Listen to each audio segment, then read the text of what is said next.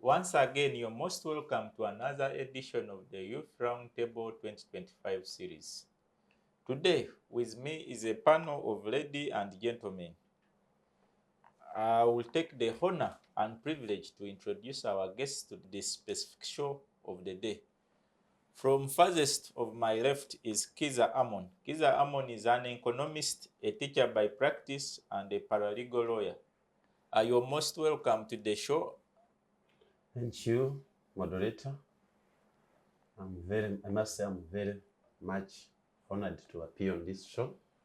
For the first time, this is my maiden appearance on the round table, and I'm so excited to be a part of this panel with the great men and lady. So I thank you so much for the invitation. Thank you. We are really grateful that you really took up our invitation, and we look forward to always having you on the show. Yeah, sure. We welcome you very well to the viewers. You've got another economist here. We are really doing bad on economists, but we now have a great one. Coming towards my right from Mr. Kiiza Amon is someone now very familiar to most of us, the viewers, Melody Nakalanzi. You're most welcome. Thank you, Ivan. Thank you for having me again. It is a pleasure to always be here. This now feels like home. Yeah, thank you very much. And it is home indeed. You can always reserve your seat, week in, week out. Closest to my left is my good comrade, Amanaya Abdu, Honorable. Amanaya Abdu is a lawyer, is an aspiring youth MP for Northern Uganda. Amanaya Abdu is a political historian. Amanaya Abdu is a debater because personally I did once debate with him a few years back where I was also still a student. We are really privileged to have him today, especially on issues around the topic of discussion, but also that ever since he declared this candidature, it is our first time having our very own member of the show. So you're most welcome. Thanks, many thanks, dear viewers, and many thanks to Comrade General Masawi. We prefer calling you General even when you are a bloody civilian. But many thanks for hosting me here. Civic space has become a home, like my very good colleague here did say earlier on. And I look forward to having a very fruitful discussion with you around the topic of interest today. Let's dive directly to the topic. Our topic of discussion today is the Constitutional Minister, Justice and Constitutional Minister, Honorable Norbert Mao, doubts of the Electoral Commission's ability to ensure credible elections. We have had a series of events in the past weeks, especially taking Kawempe North as a case study, that have really opened up to should justify that there is need for issues around electoral reforms and governance, especially issues of seeing that we align the transparency, issues that see that we align the issues of the role of security, as we shall discuss maybe in our second half. But in our first half, we want to interest ourselves.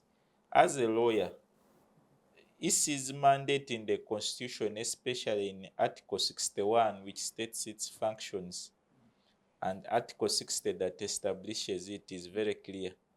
Where do you find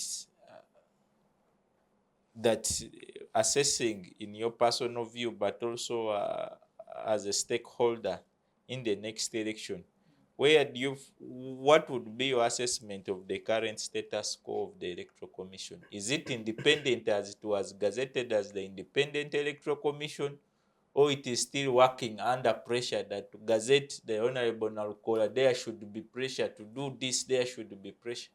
Over to you. Many thanks. Like you have rightly put, the Electoral Commission is established by the Constitution of the Republic of Uganda under Article 60, and its functions well stipulated under Article 61. The Electoral Commission is supposed to be an independent body exercising its functions therein. When you look at the Electoral Commission Act under Section 2, precisely stipulates that the Electoral Commission is a body with a perpetual succession. It's a body, it's a corporate body with a perpetual succession, and it has the capacity to sue and be sued in its own names. Now, when we are looking at the independence of the Electoral Commission, a number of things come to light. First of all, we want to examine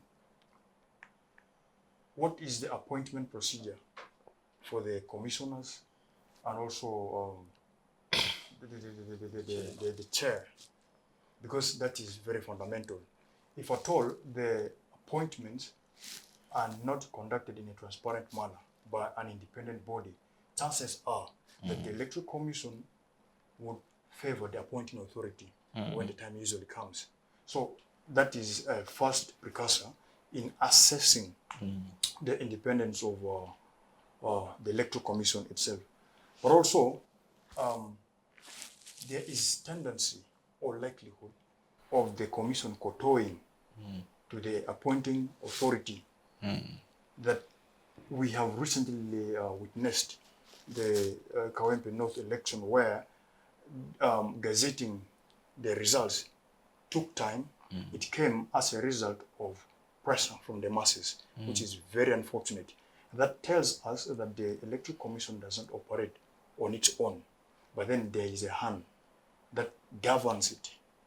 Now, you did make mention of the Minister for Constitutional, of Justice and Constitutional Affairs, Honorable Norbert Mao, expressing his sentiment on the capability of the Electoral Commission to conduct a credible election. Now, let us look at the Honorable's sentiments in two prongs. Number one, as an individual, Honorable Norbert Mao is a distinguished lawyer in this country, a constitutional lawyer at that. And however much he is entitled to his opinion, but coming from a learned colleague tells us a lot. Now, let us look at it from the second prong. As a minister for Justice and Constitutional Affairs, does his sentiments represent the sentiment of the entire ministry? If that is the case, then we should be worried.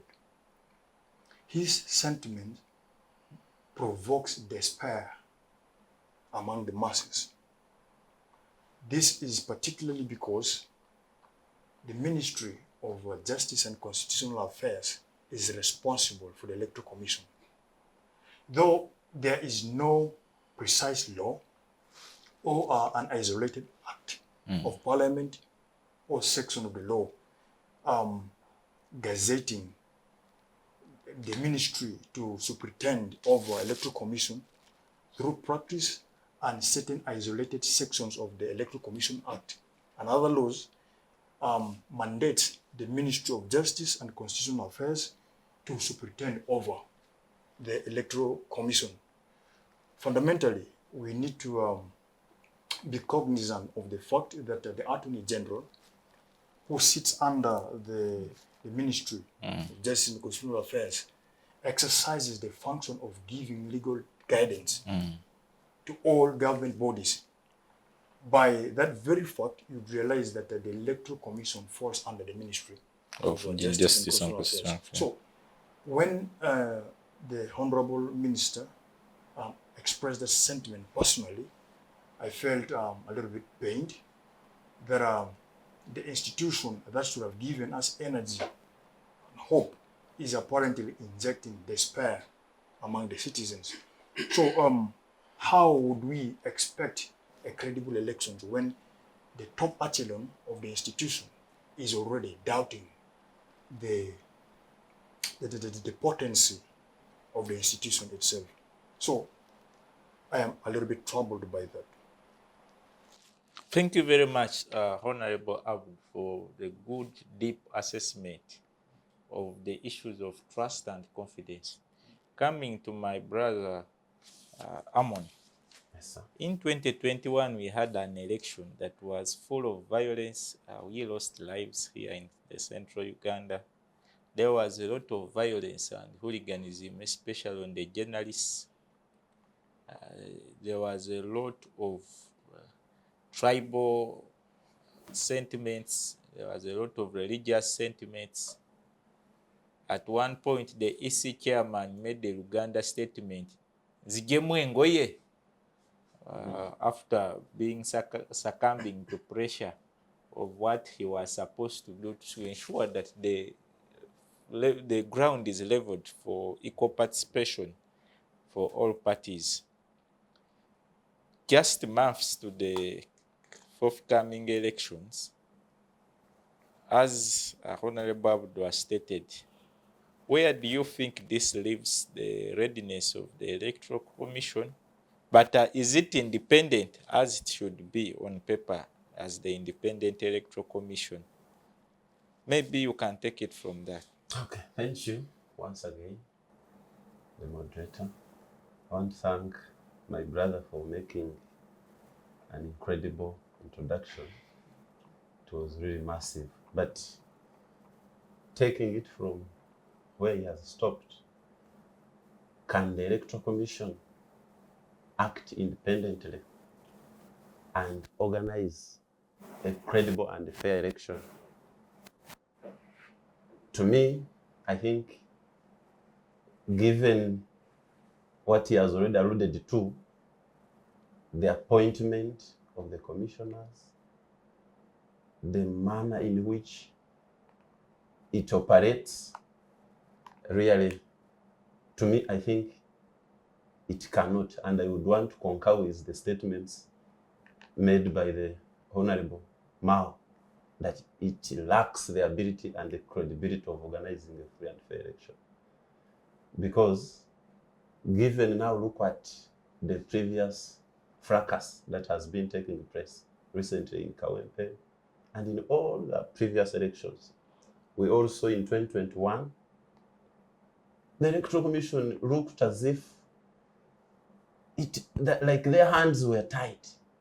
They looked as if they were not in charge because candidates were being brutalized. Other candidates' campaigns were being stopped by police.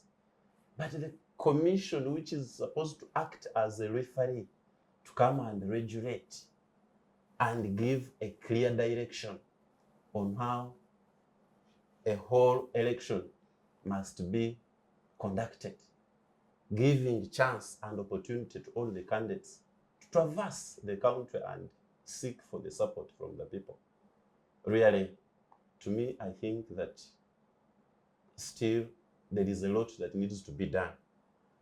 When you look at the minister's statements, this is somebody who at one time wanted to bring electoral reforms.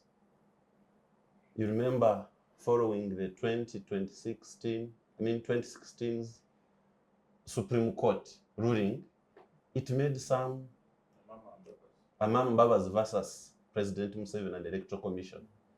It made some advice, it gave some advisory whereby these amendments in the law had to be really made. But since then, the Minister of Justice then has not done anything. The current minister, now that he's the president of a political party like DP, we hoped that now we are going to get somebody to liberate at least this country and come up with credible reforms, lay them before Parliament, and then really the best, we hoped that it would come out from there. But it's very unfortunate that a whole minister can make such statements. And to me, I don't take them lightly, because the manner of appointment of the commissioners, the chairperson, really, I don't think that it can organize a fair, credible, and a verifiable election. Yeah, thank you. Ivan, before he concludes, I want to add my voice on the aspect of funding, which is crucial as well. You know, in determining the independence of the institution of Electoral Commission, we need to assess who is funding. Now, definitely the funder dictates how to operate. Should you prove stubborn, or you counter its But it's Ugandans funding. Of course, it's Ugandans funding, but then the appointing authority who controls the funds is very essential here.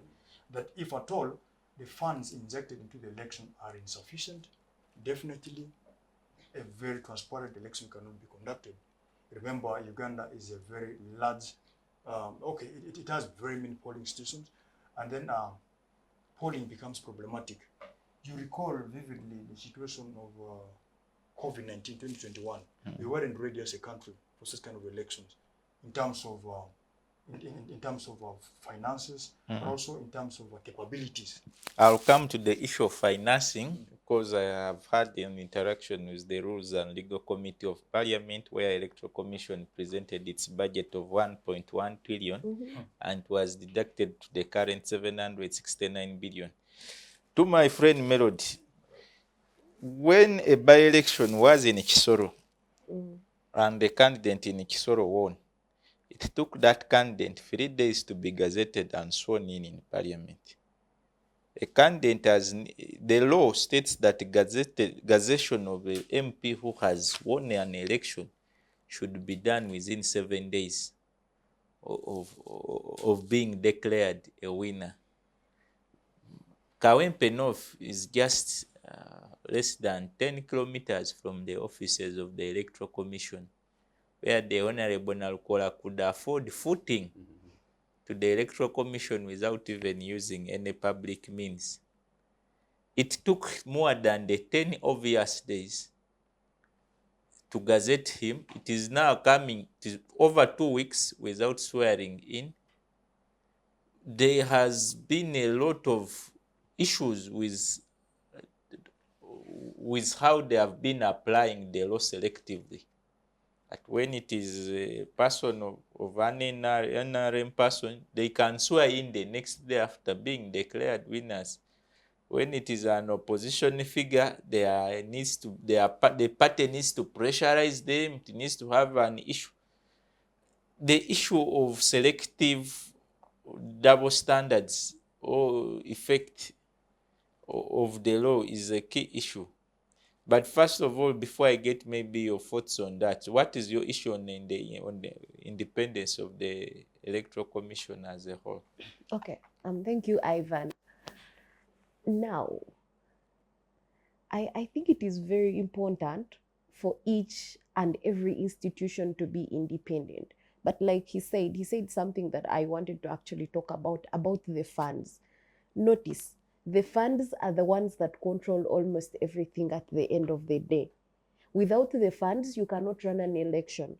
Without funds, you will not facilitate people that work at the polling stations and everything like that. So it does not even go back to authority and things like that, but rather goes back to who has the funds and who controls the power, who has the power at the end of the day. So it then makes it hard for EC to be independent, because who funds it at the end of the day? Who makes decisions for them? Maybe the Ministry of Justice and Constitutional Affairs is the one that holds the power of the EC at the end of the day. It then becomes hard for them to be independent and make decisions for themselves. Well, going to the other question you asked me, an NRM candidate, in just 1 or 2 days, they are sworn in, and we have seen the Kawempe newly elected MP has taken over 2 weeks now. Notice, the president himself, after that election, came out and said that the election was rigged. That is the first thing. So it then becomes it hard for such a person to be sworn in to become a minister, to become a member of parliament. Then number two, also in regards to the ruling party, there are a lot of people that are saying this election did not happen as we wanted it to be. So it then becomes hard for such a person to be sworn in again.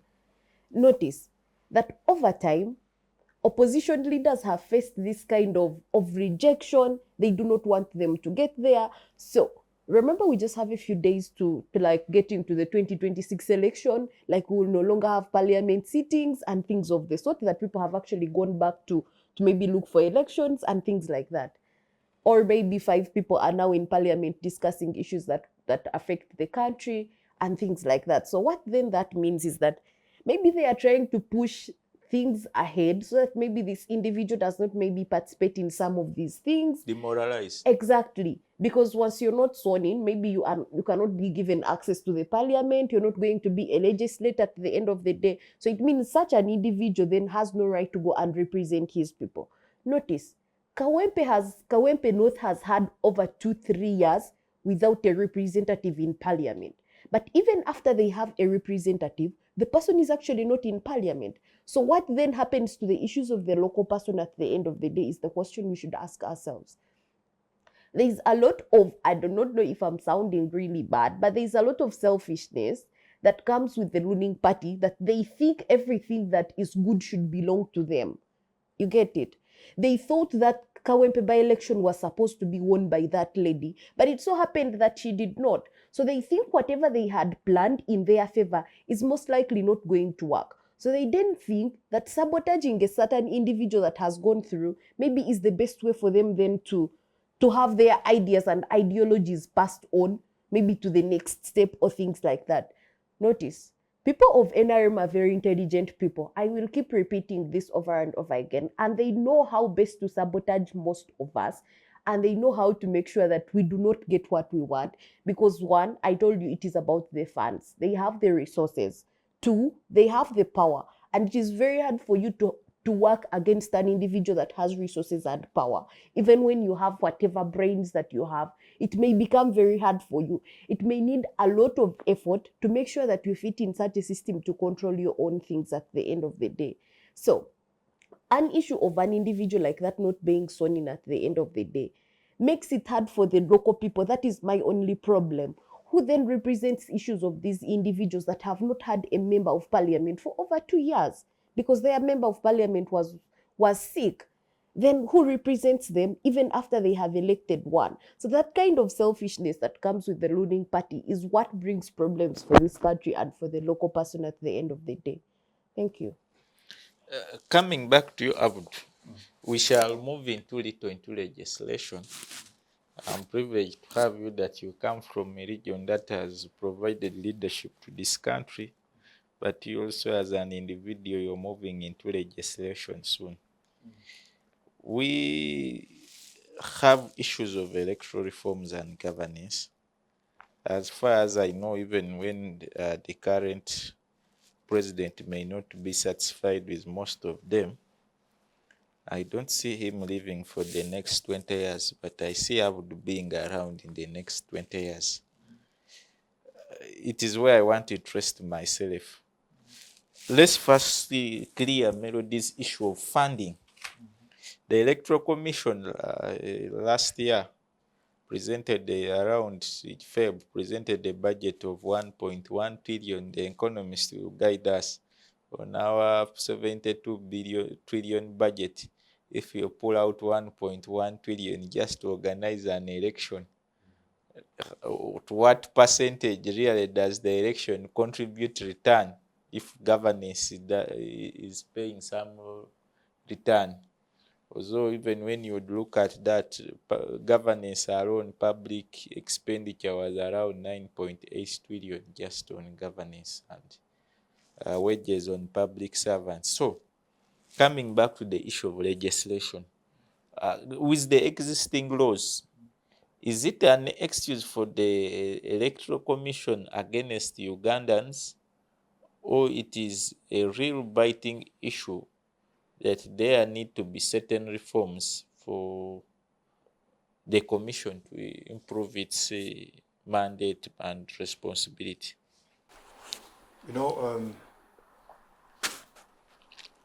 the Electoral Commission needs an overall structural readjustment, and this can be achieved only if at all we amend the laws.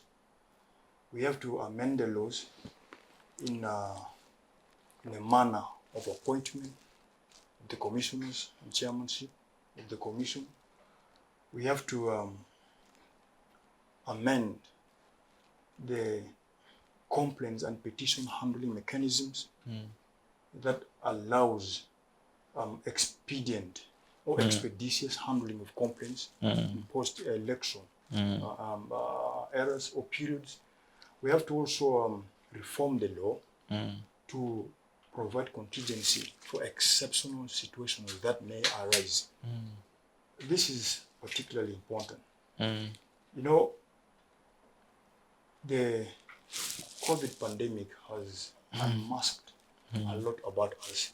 It demonstrated our unpreparedness. And to this date, I have not seen a bill being moved on the floor of Parliament legislating for these reforms. These reforms have come long overdue through Supreme Court or Court of Appeal recommendations to Parliament and also to the Electoral Commission. None of the recommendations have been honored. Now, that is very unfortunate and problematic. But then, when we are talking about reforming, to whose interest are we reforming? Is it to the Ugandans in general, or else to individuals? But then, let's be mindful of the fact that time passes. The appointing or the legislating authority today will not be present tomorrow. Another government would come in. Shall we continue with this? We adopt technology that needs to be catered for. Absolutely. No, the law should have should be perpetual in its dynamic. creation. Absolutely. That if at all the current government leaves, the law should survive. The law should be immortal, in other words. Now, in a situation where we make laws to cater for the very present time and forget the future, that becomes problematic, and we should avoid such it expires with change of individuals. Absolutely, and that is very absurd. That should be something that we should look into while making reforms into the law. But also, what pains me is that our democracy has been usurped by very unscrupulous people. That whatever biddings they undertake is in their own interest. And this makes it even difficult to make logical reforms because of tendencies of caucusing. That however well-intended the legislation may be, a few segments of people would retreat at their comfort zones and then choose to disobey. Caucusing is a big problem. It undermines our democracy to the extent that a legislator will be captive, would be unfree to express his interest, but also the interest of the people that is representing. Because of a caucus. Because of the caucus. Now, when we are talking about reforms, I think the best way to make this reform should be through a referendum, whereby each and every person participates. But if at all we let it be done by the Parliament, for the time being, we are seeing that our Parliament is very unreliable. And because of this, it beats our democracy. It suffocates our democracy. And making meaningful reforms will be a little bit difficult. Otherwise, we are not sort of wisdom or resources from other communities. We could borrow, live from other civilizations who have improved the electoral system. Mind you, one important thing that we have to also look into is civic awareness, which is very critical. in conducting a very free and fair elections, the masses must be woke, they must be alive. In the event that the masses do not understand the meaning of voting, of election, chances are that however good laws you have, there will be bad voting. And that will affect the entire country. So the masses have to be woken up to understand that in election, they are surrendering their power, their ultimate power, to someone who could perhaps have no interest to their fate. Now, if masses do understand this, it will even be easier to hold the parliament as an institution very accountable. Because who holds the parliament accountable? It has to be the citizens themselves. The citizens should be able to speak to the electoral commission that here you are wrong. But apparently, you've realized that in the recent elections in Kawempe North, very few people actually activated the gazetting of these election results. But had it been that the masses were active, civically alert, they would have moved the electoral commission, they would have moved the parliament. We have seen situations where members of parliament are sworn in within 24 hours. So why is it not happening with other people? The Busongora South by-election is something to look into. It comes to light. When you look at the by-election in, is it Kanungu or Kayunga? Kayunga. Absolutely, something to look into as well. This tells you that the citizens themselves have lost interest in this country. And not until we wake them up, we'll continue to languish within the system as it is. That even the army that comes in, the army which is employed to do a lot of biddings during electoral seasons, tend to ride over democratic wills of the people. So the masses must be woken up. And actually, the Constitution under Article 4 makes it a mandatory for government to conduct civic education. But this is something being not be done. When you look at the budget presented by Electoral Commission, there is an allocation for civic awareness. But guess what? That is not being done. I don't recall myself being given civic education. And it becomes even a little bit problematic with the very fact that we have kicked away political education in our curriculum or in our institutions. It becomes hard for learners to get to understand matters of governance, matters of election. But I want to conclude with this, that people participation is a key tenet of our democracy. It's a very fundamental principle in governance. And people can actually participate in active governance if at all they're able to do so. Wow, that is Comrade Abdu for you. I really like the dynamics you present. Melody, maybe you will have us, you will give your own assessment of this. Do you, in your imagination, think that whereas even if we acquire the necessary electoral reforms in our governance system, the issue that Honorable Abdu, my very good comrade, raises of civic awareness, civic responsibility, the citizen empowerment, empowerment of institution dependence is far more important than even the reforms, because when you take a balance between the efficiency and relevance of the laws, these laws have to apply on people who are aware, on people who are deeply concerned, on people who have a responsibility and a mandate. Do you think part of our biggest issue, the population itself, is asleep, but we have a big redundant force that has given the current government the luxury? Okay, thank you once again. There is a time I was here for the show. I don't know if you were the one hosting it or if you were on the panel with me. I do not remember.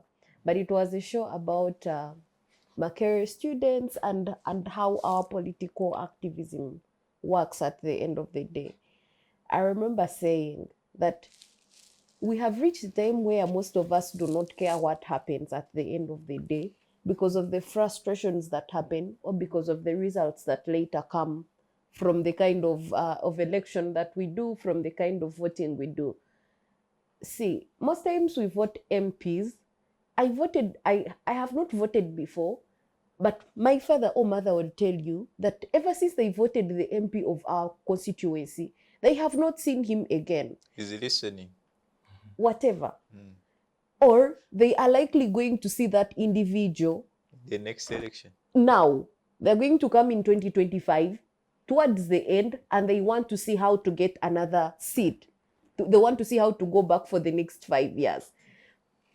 And what are they going to give the people? Maybe a packet of salt, maybe 10 matchboxes with their names written on and things like that. I think you have seen these things. Someone gets a packet of salt and they put their picture and their name, and I'm like, okay, do you really even have to do that at the end of the day? So such things. So people even do not care anymore. They're like, things will stay the same because they do not see anything good. We have the roads staying the same. We still have girls struggling with teenage pregnancies. We still have people that do not go to school because they do not have sanitary towels.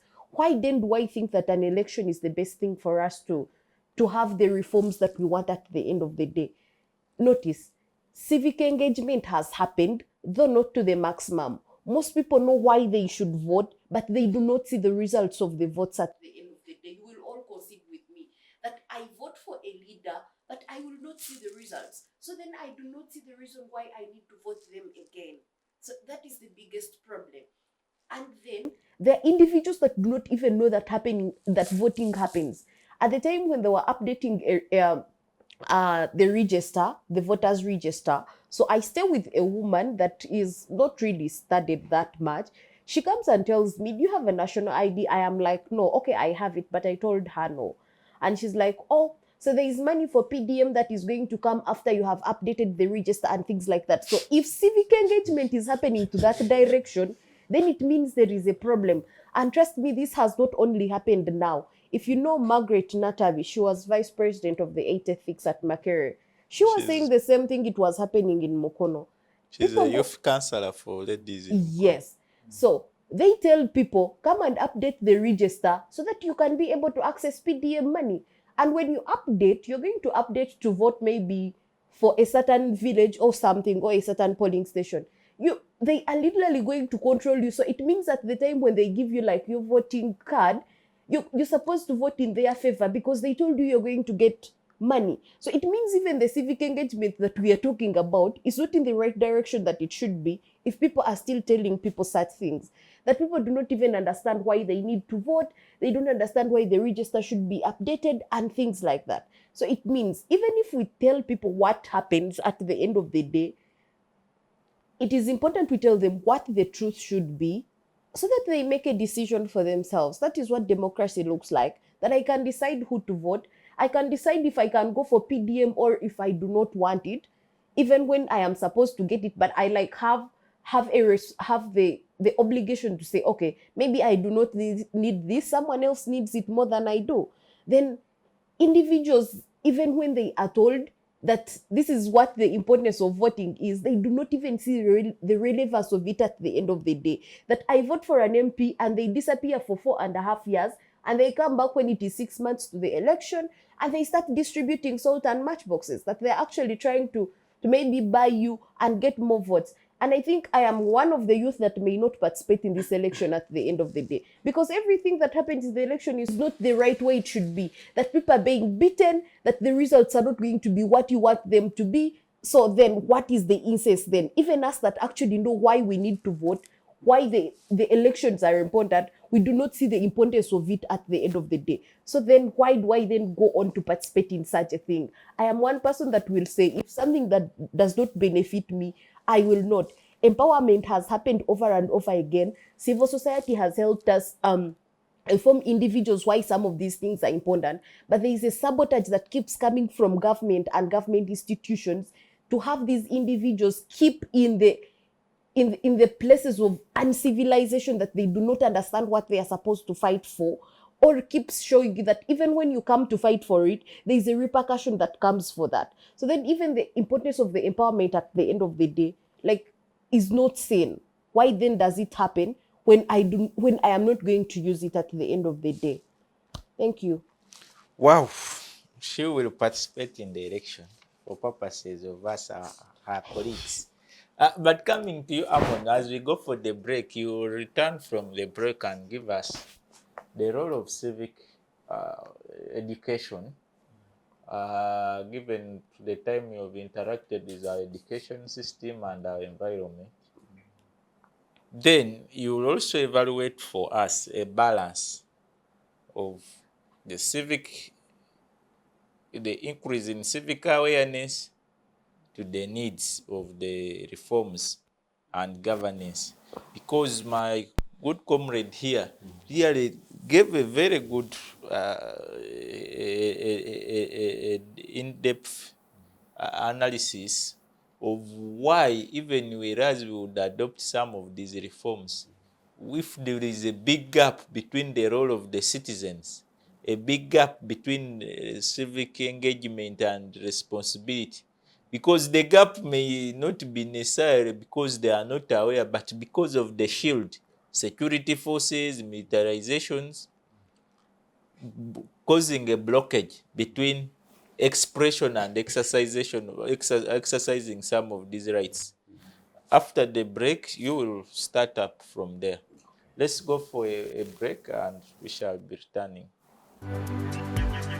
Digital rights are those human rights and legal rights that allow individuals to access, use, create, and publish digital media, or to access and use computers, other electronic devices, and telecommunication networks. Digital rights include a right to freedom of expression, information and communication through technology, a right to privacy and data protection, a right to credit for personal works, a right to universal and equal digital access, a right to identity, a right to anonymity, a right to be forgotten, and a right for protection of minors, among others. The state's digital rights are frequently violated through various unfair actions, for example, blockage of websites and social networks, theft of credentials, unauthorized use of people's data for personal gain, privacy intrusion, online censorship, arrests and intimidation of online users, internet blockages, and the proliferation of laws and regulations that undermine the potential of technology to drive social, economic, and political development worldwide. It is hence every citizen's responsibility to respect rights of other digital users and to speak out or report to the responsible parties when one's rights are violated. Yes, we did go to a break when we are having Comrade Honorable Kiiza Amon. Your take of the question. Yes, thank you once again, Mr. Ivan.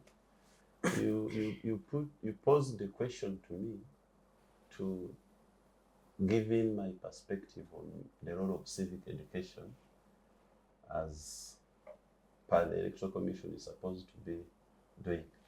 But I want to ask myself a question. Is civic education really happening in the country?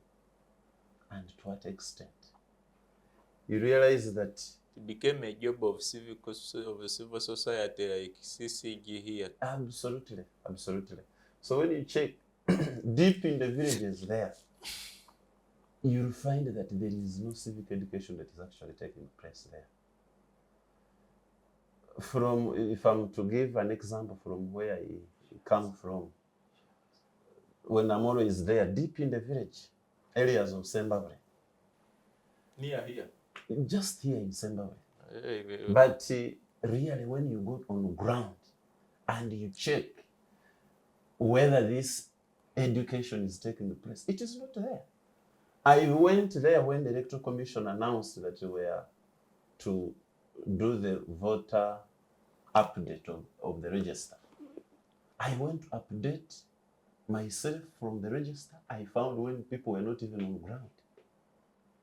And this is a process that had started some good number of days ago. I moved to around different polling centers. Nothing was taking place.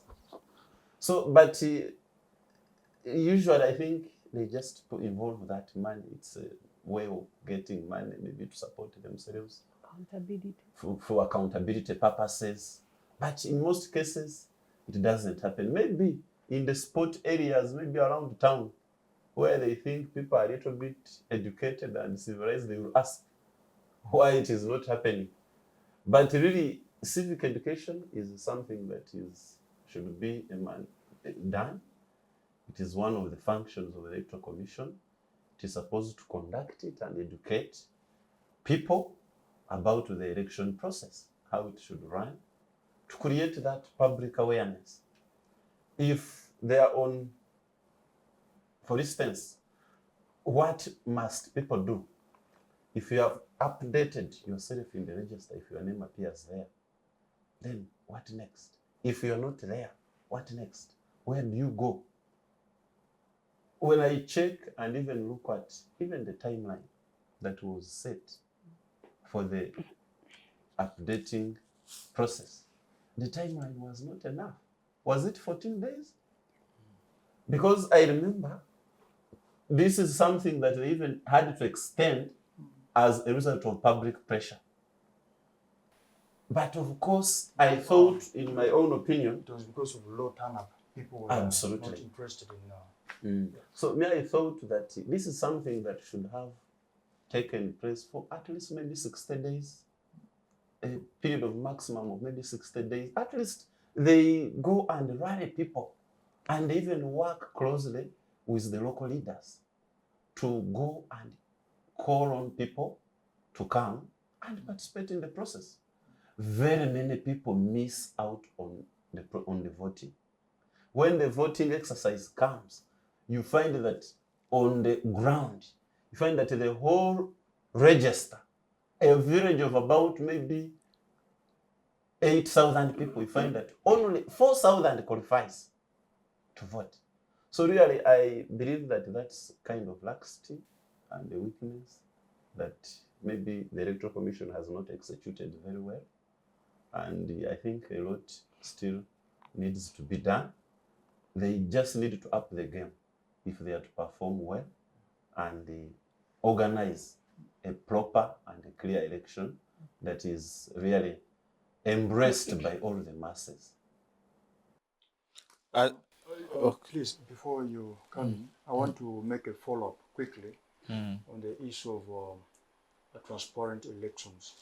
You know, Ivan, it is very important that whereas we are talking about electoral reforms, one thing that we haven't paid attention to is strengthening the capacity of the institution to conduct quality assurance in the elections.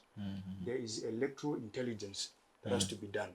That the Electoral Commission should be able to foresee or forecast, predict situations of chaos or malpractices or electoral irregularities, and then it should be able to as well arrest such kind of situations.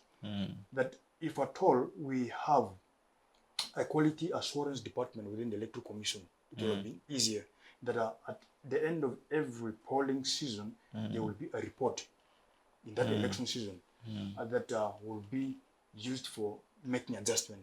But from 1980s up to date, we are in a vicious circle of the same errors. The same errors in 1980 are repeating themselves up to date. The electoral errors. So why are we not changing? There is a precedent that we have as a country.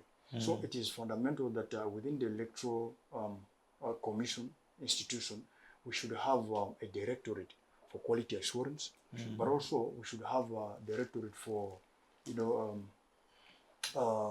intelligence, electoral intelligence, particularly to examine situations of electoral irregularities and resolve them. Oftentimes, we have seen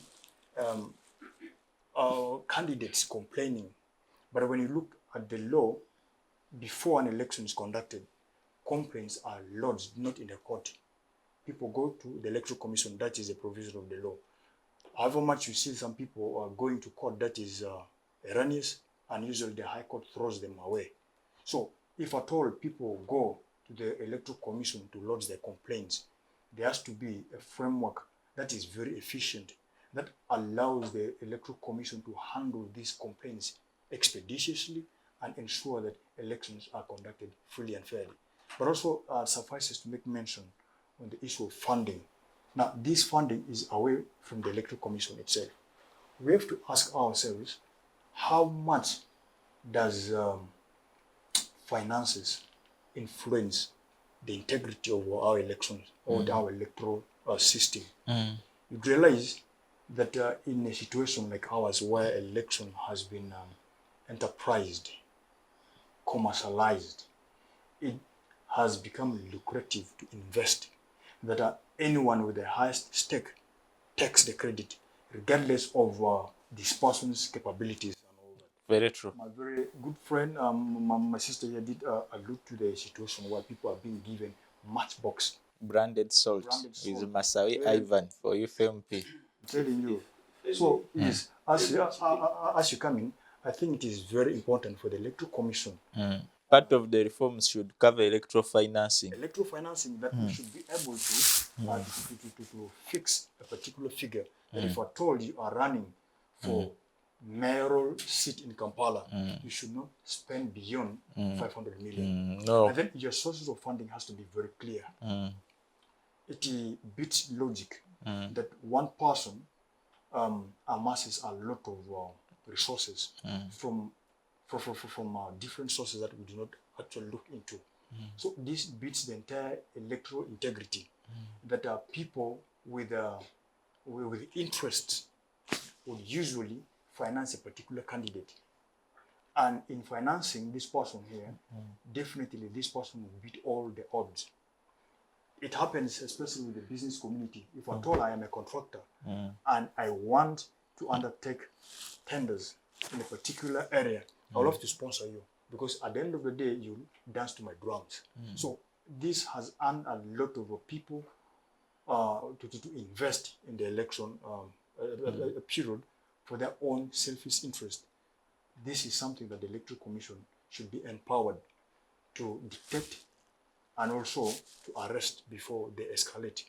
Otherwise, if at all we do not do something about it, finances will annihilate our democracy completely. That those who do not have the finances will not have a say in our democracy, and that will be very sudden. Yes, if I have to make something, Council raises a very important issue. He raises the point of integrity of, especially now these officers, integrity in the election. When you look at the organizers, even those electoral commission officials, the question of integrity is very, very much pertinent in this case. For example, yes, most of them, they are vetted by Parliament, but we have seen cases where people that have lost elections, who are even partisan from some political party, being offered they are on the commission. chances to take on the commission. on They are the former commission. MPs and former Yes, flag when bearers. you look at the spokesperson currently, somebody who was belonging to a party. So really, such people, even the way they speak, really, we cannot expect that these people, they will organize. Actually, To me, I wanted to raise this. If probably the government can try to build the trust of the Electoral Commission. you see, among the criteria for appointment, one, you should be a person of integrity and good moral standing. Yes. How do they measure that? It's the president who measures. Exactly, I'm coming to that. And you should also be non-partisan. And usually, if at all the masses are agreeing about this, they will not point out that Ivan is a partisan. Yeah, the challenge here is the president measures according to his standard. The yardsticks are very clear, but then the enforcement is problematic. The whole public knows that this person has been belonging to this party. And there is the very person you are appointing on such an important office. Some And these people are expected. They're one supposed to act one I later. know during an MP was taken to court for rigging an election, and he lost in court for rigging. Yes. He was thrown out, and someone else replaced him. Let's come. Wow, I wish the Honorable Norbert Mao was a viewer of this show, and his colleagues have really also learned a lot. Thank you very much, Abdu and the team. We want to move to the last question that I never wanted us to leave the show without interesting ourselves, because our national image, our democratic image, our image as young people outside there. I was in Kenya over the weekend. The way they perceive our conduct in elections is not good. The issue of military deployment in the electoral process. I will read a statement by the Executive Director for the Center for Constitutional Governance, Dr. Sarah Bireto, when he interviewed on one of our platforms last week. The law is clear on the Army's involvement in elections. Article 20, Clause 12 states that the Uganda police can invite the Army only in situations of emergency and disaster.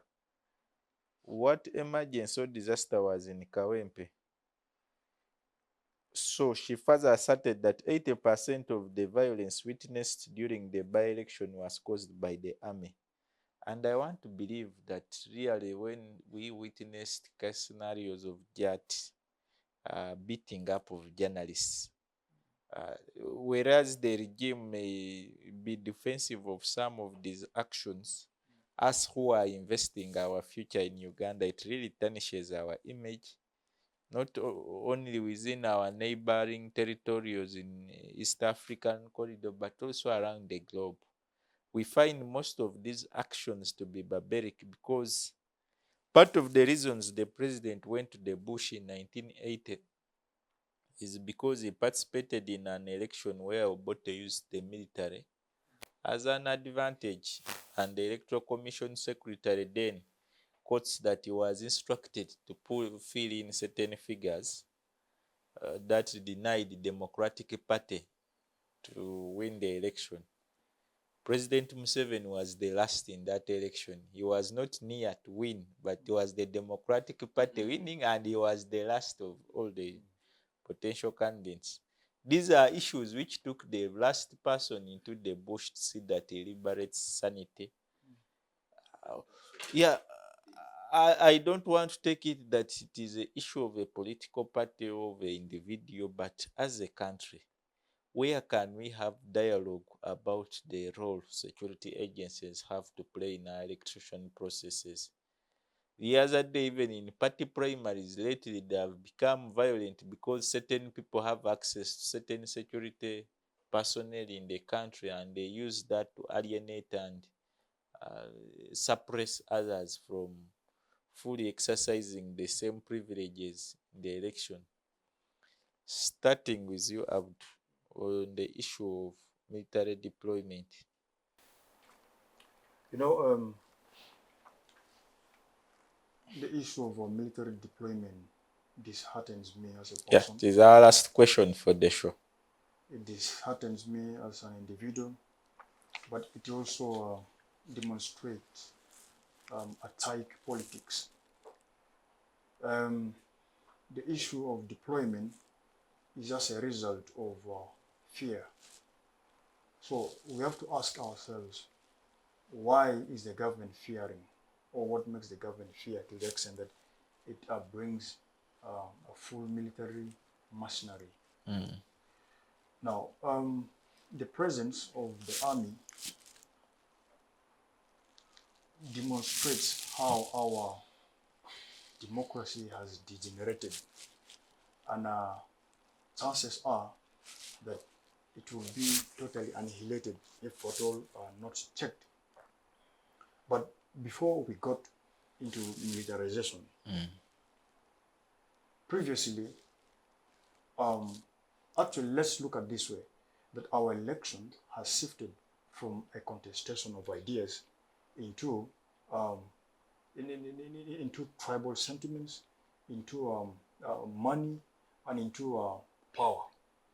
Had it been that it is a sure or a sheer contestation of ideas, there will be no need for the army because you simply come and convince masses.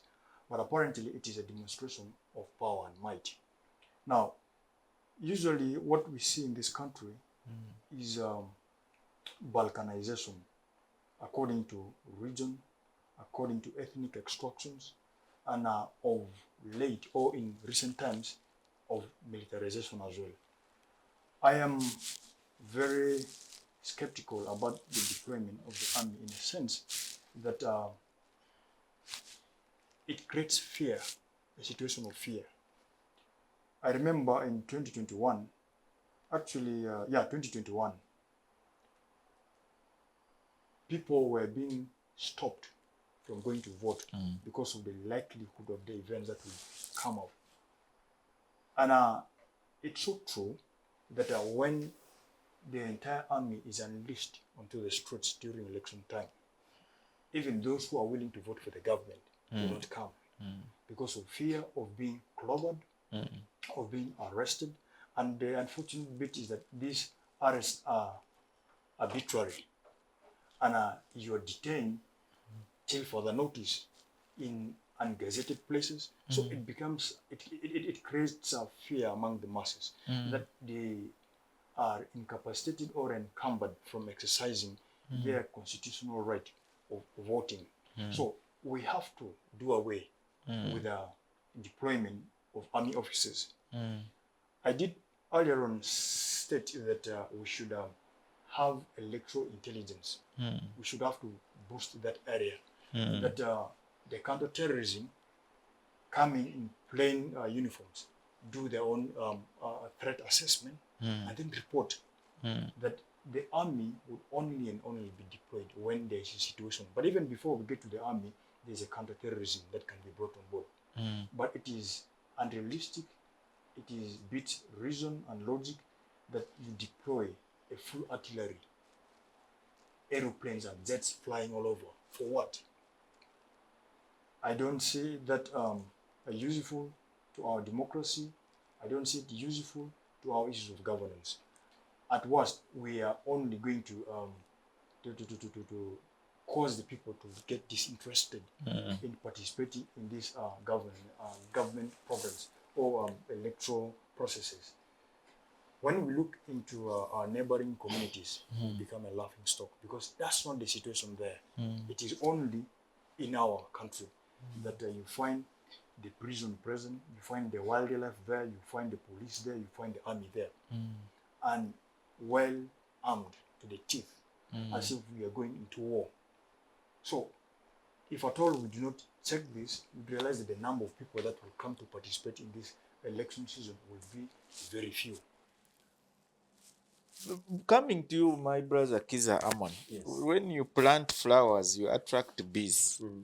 There has been increasing militarization of our politics that has even caused certain political parties to also begin to also form military bases to counter interact with the situation, so that the population can maybe have assurance that they also have a backup plan, which in the law really, it does not have space. But as a Ugandan and a young Ugandan, we really see that part of the causes for our inefficiencies and a lot of irregularities in our elections is the selective role the army plays in these elections. The other day we saw beating of journalists, we saw the leader of opposition and the Secretary General of the National Unity Platform ran more than Cheptegei to get out of a gate. These actions really, the image they are creating is not good. In your own assessment, where and when do you think we are supposed to have the army? But are they necessary? or if they are so necessary, can we maybe have online voting where someone will sit on his phone and have a convenience, and we shall attract Melody back to voting than her going to a line where someone else will attract canes and she also gets canes that don't belong to her. Thank you, Mr. Ivan, once again. Firstly, where is the army supposed to be? And what's the role of the army? Like, you read a statement by Dr. Birete, who said that the army intervention in such a circumstance, it should be in cases of emergencies. And who is supposed to supervise and actually provide security in an election like this one, which was in Kawempe? Should we come to a conclusion that the police was maybe unable to provide the necessary security? What was the role of the army there? So, like Council said that earlier, the army was actually deployed there to intimidate and cause fear, among all the masses. They wanted these guys not to come and vote, deploying all the members, bringing the jets around to scare people so that they do not vote. But the army is the police is supposed to actually, a policeman is not even supposed to comment about anything to do politics. These are supposed to be non-partisan officers. But it was very unfortunate seeing well armed to the teeth, guarding a certain area where purportedly it was believed that some vote rigging was actually taking place. So just to add something quickly as you continue, there are places where you're not supposed to be with a gun. One of them, Polling court. station. And then secondly, a polling station. The police constables are supposed to guide through, but then not to be there with the guns. I do not see any situation or any reason in deploying a field force unit there. Absolutely. No, not at all. And then the issues of terrorism and all that, the police has to undertake a threat assessment before the polling dates, so that these people are not necessarily there. Now, in this case, what was the role of joining? They saw people with The guns judge. at polling stations. What was the role of JAT in this case? What had they come to do? The statements of the Kampala Metropolitan Officer says to beef up. But later he claims he doesn't know who invited Now, them. this was all a clear picture to show that, like, the NRM as a party, they knew within their heart of hearts that they did not have support from Kawempe. And in all other areas. I don't know, why do they think they should be loved everywhere? Let me give you a scenario. Makerere shifted from physical elections to online elections. Personally, when it is voting day, me, I fear police and army and everything that has to But do you with those can people. run. No, I do not have that energy to run. I fear those people and I do not want to get close to them. And I hate them. So, we have online elections. We vote from home. We vote using our gadgets. But these people are always there like 2 days before. And on the day of voting, we have like 5 members moving around the university. And I'm asking myself, what is the incest? Are you controlling a vote on my phone?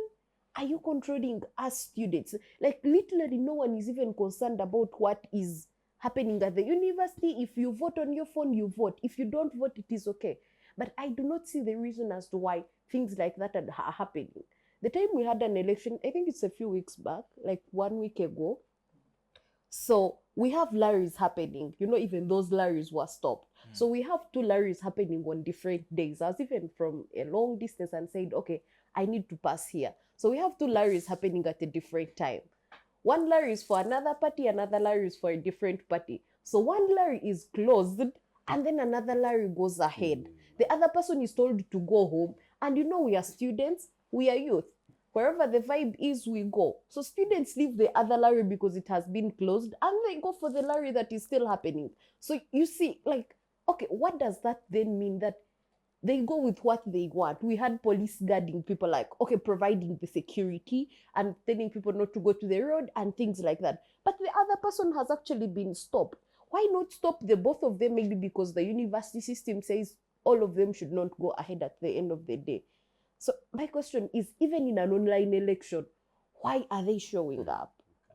You will find deployments in Wandegea, in Chikoni, in Chikumi Chikumi. Then inside the university is like a military barracks itself. You get it?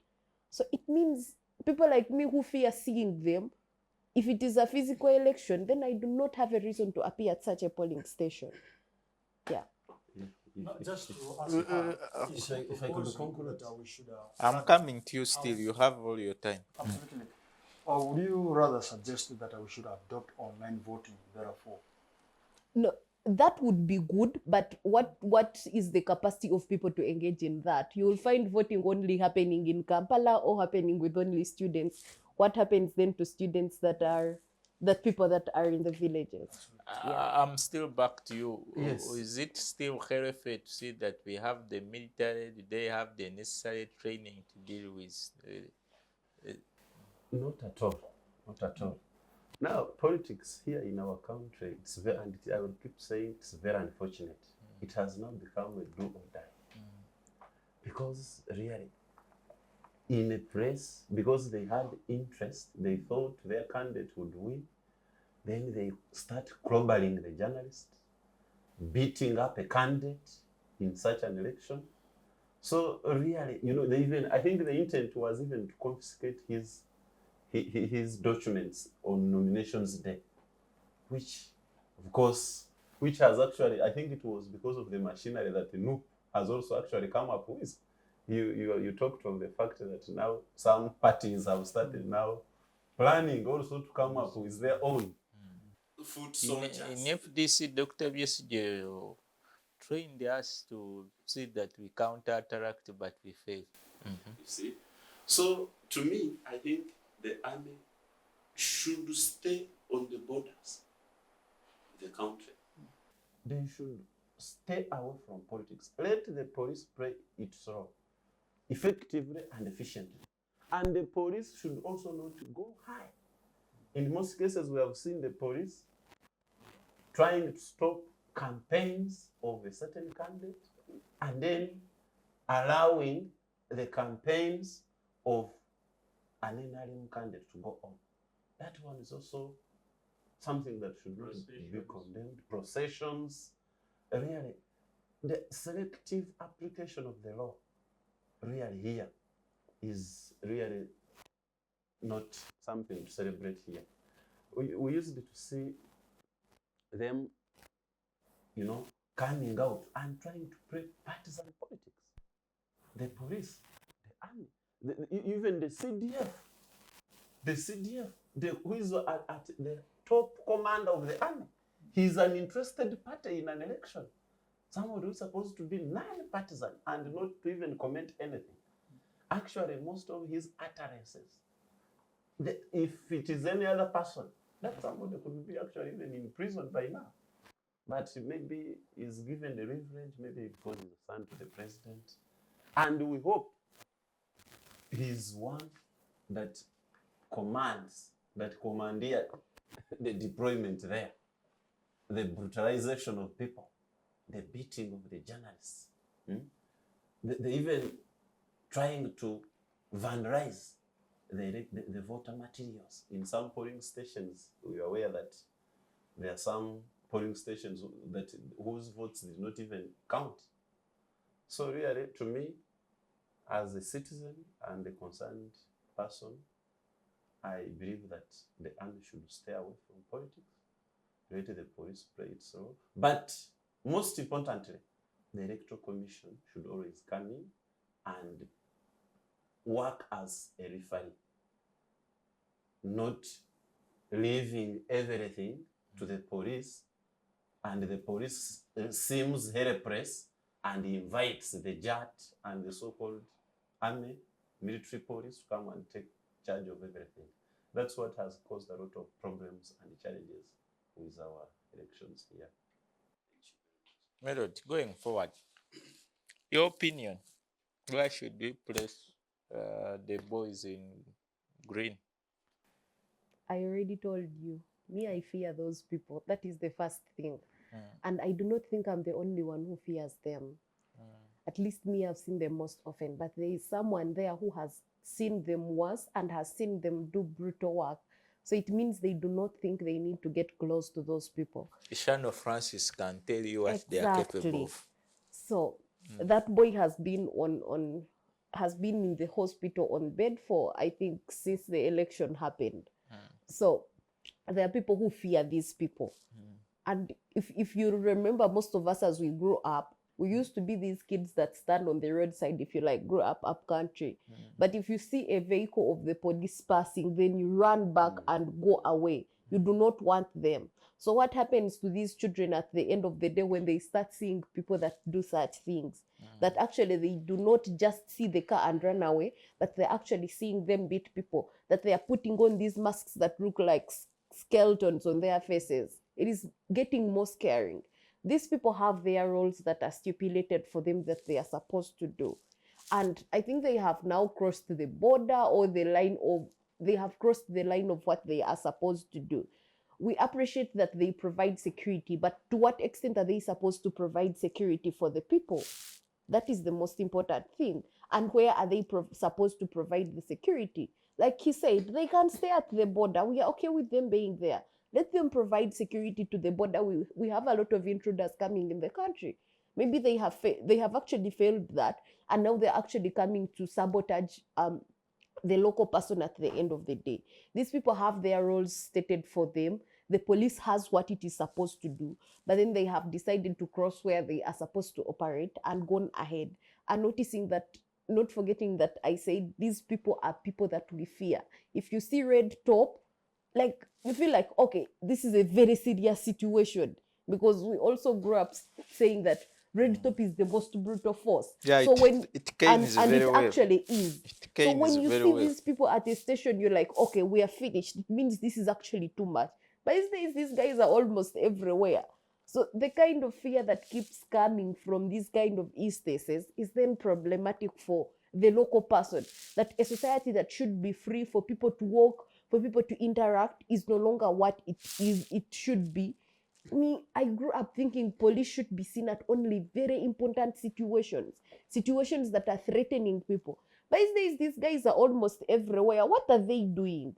Just creating fear in the people, that people cannot express themselves ably. If you were seeing the turn up in Kawempe, some polling stations had very few people. It means after seeing that kind of brutality, they have beaten the journalists. So it means I do not have a reason to go there then. 30%. Exactly. You see 20% of the turn up at a polling station that has like 1,000 people. In the entire election, there were almost 31% of the population. Exactly. So you have only like 2% of 1,000 people turning up at a polling station. People fear such things. Already they are seeing the brutality. So it is hard for them then to show up. So what democracy then are we trying to promote? A shitty one? And in any case, why do they fear from getting known? Why don't they have clear names to be identified where? Why do they cover their faces to look like scarecrows? Really, that's very much unfortunate. Comrade Amanya, the wise friend of mine, you will have a concluding statement. Your General Museveni came up with a letter trying to distance himself from the ugly actions in Kawempe. I saw a lot of members at the NRM secretariat who are also not happy with the conduct of the military, because it also costs them as workers to the boss. What, as we conclude the show, maybe your parting statements on that? To start with, we have to recognize that the army belongs to the state, not to the government. There is a distinct a difference. There's a distinction between our government and the state. Yes. The state is sovereign. It's perpetual. It does not die. But then the government Changes. is perennial. It changes. The situation we are having in our country is that the army is linked To to the government. That the government thinks that this is their own. But when you look at Article 208, which establishes the EPDF, Clause 1A provides that the army should be nationalistic in character, non-partisan, disciplined. When you look at these character qualities that defines our army, you would expect something different from what we are witnessing right now. The president is the commander-in-chief.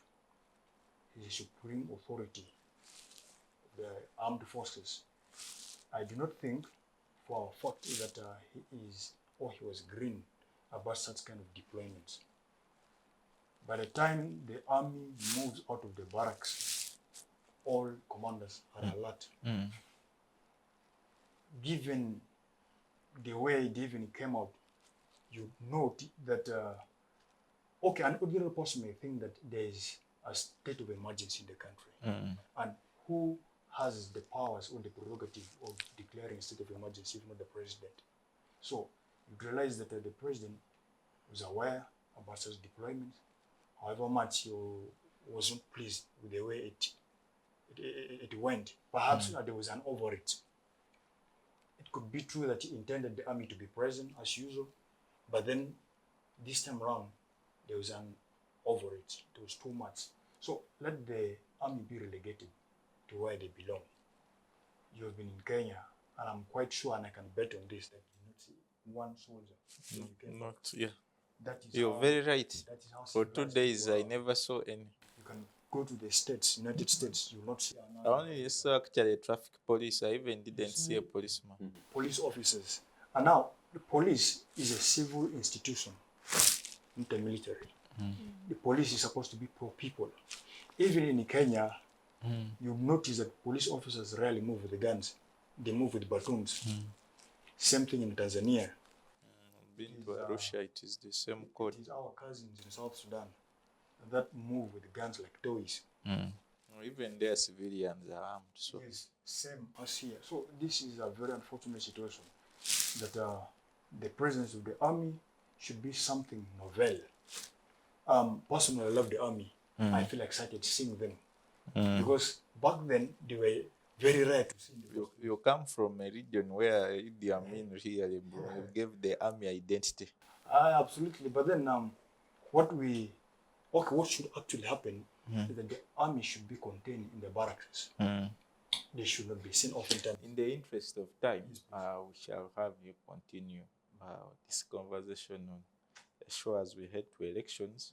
We would want you to have your parting remarks to the viewers, especially those colleagues of mine from Northern Uganda. Dear viewers, many thanks for listening to me and also for following this conversation here. This is a very important space where you and I can exchange our ideas. Ordinarily, we could have the parliament, but then given the size and the structure, not all of us can be present there. That's why we have representatives. But in a situation where our elected representatives do not discuss our concerns, I think civic space is where we can always assemble to discuss matters that affects us directly.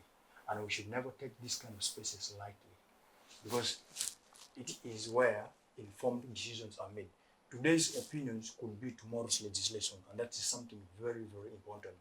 I want to ask each and every noble citizen out there to take it upon him or herself to educate one person or a household about the significance of election and conducting a free and fair election.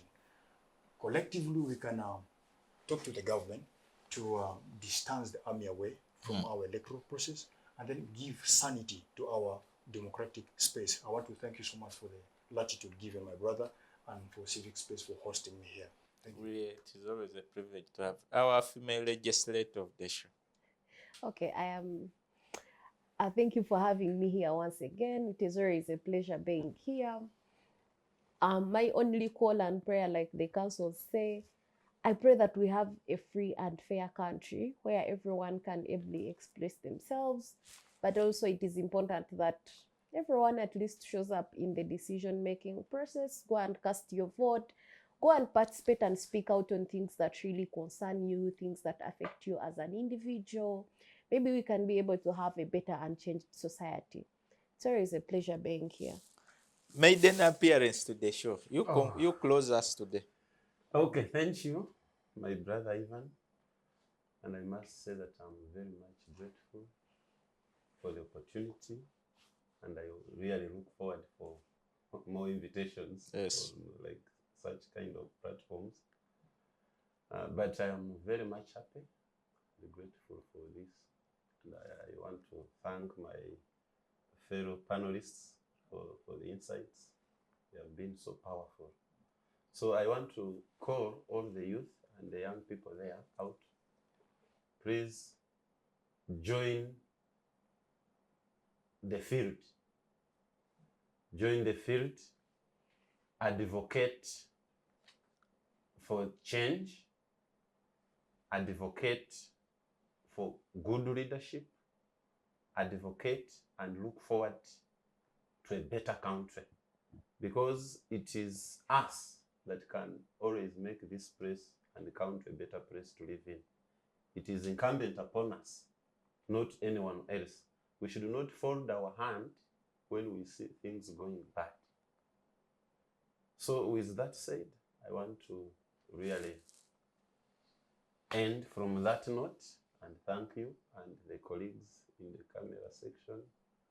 Thank you very much. May God bless all of you. Thank you. It was a honor having you. To our viewers, let's meet again next week, same time, same place. Great appreciation to the production team, Center for Constitutional Governance, Civic Space TV. I was Masawi Ivan. Thank you.